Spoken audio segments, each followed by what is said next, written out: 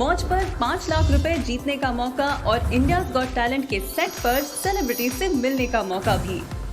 #मौज बना हिट हो जा पर वीडियोस बनाओ और हिट हो जाओ।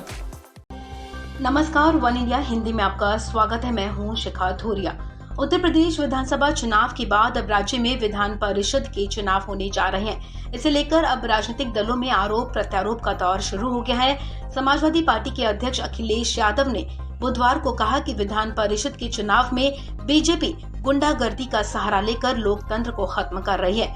पंचायत चुनाव में भी बीजेपी ने इसी तरह का काम किया था और अब विधान परिषद के चुनाव में भी यही किया जा रहा है। अखिलेश ने कहा कि डीएम और एसपी बीजेपी नेताओं और कार्यकर्ताओं से मिले हुए हैं, तभी एटा में भी एक घटना हुई है।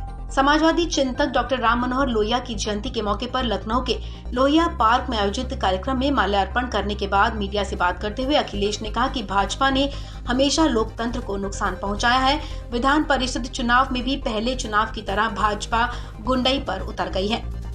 भारतीय जनता पार्टी गुंडागर्दी, भारतीय जनता पार्टी गुंडों का सहारा लेकर के लोकतंत्र को खत्म करने में लगी है। और ये पहला उदाहरण नहीं है।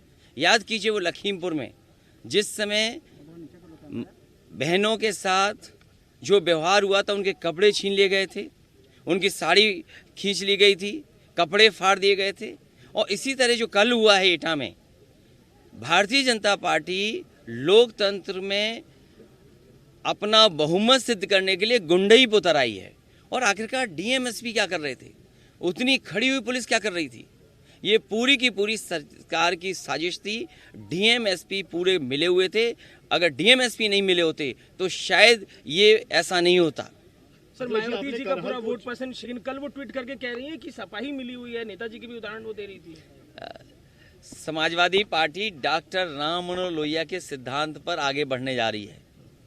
जो सिद्धांत उन्होंने दिया, आज भी असमानता बड़े पैमाने पे बढ़ी है, गैर बराबरी बढ़ी है। आर्थिक रूप से देखिए आप, कुछ लोग तो कितने आगे बढ़ते जा रहे हैं, वहीं आप गरीब को देखो, उसे अनाज पर जीवन यापन करना पड़ रहा है।